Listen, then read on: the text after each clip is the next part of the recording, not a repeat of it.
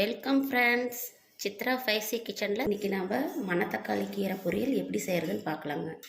கீரையை வந்து கட் பண்ணி நான் அலசி வச்சுக்கிட்டேங்க. வெங்காயம், வரமிளகாய், தேங்காய் துருவல், மிளகாய்த்தூள் எப்படி செய்கிறதுன்னு பார்க்கலாங்க. கடாயை வச்சுக்கிட்டுங்க. கடாயை காஞ்சிருச்சுங்க. எண்ணெய் ஊற்றிக்கோங்க. எண்ணெய் காஞ்சிருச்சுங்க. கடுகு போட்டுக்கோங்க. வெங்காயம், வரமிளகாய் சேர்த்துக்கோங்க. அலசி வச்ச கீரையை போட்டுக்கோங்க.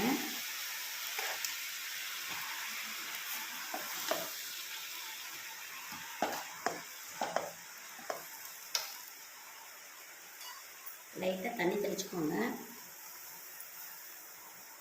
நிறையா தண்ணி ஊற்றினோம்னா கீரை வந்து சல்லா போயிருங்க.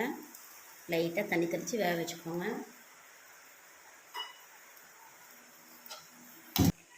பாருங்கள், கீரை வணங்கிருச்சு. தேவையான அளவு உப்பு சேர்த்துக்கிறேன். உப்பு சேர்த்துட்டு நல்லா வேகணுங்க.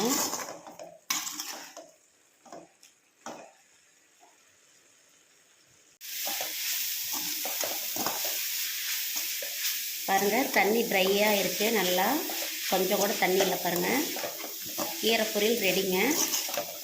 நான் சொன்ன மாதிரி நீங்கள் முட்டை 2 போட்டு கூட ட்ரை பண்ணி பாருங்கள். அது இன்னும் சூப்பராக இருக்குங்க. அவ்வளோதாங்க. இது ஒரு பவுலுக்கு நம்ம மாற்றிக்கலாம். மணத்தக்காளி கீரை பொரியல் ரெடிங்க.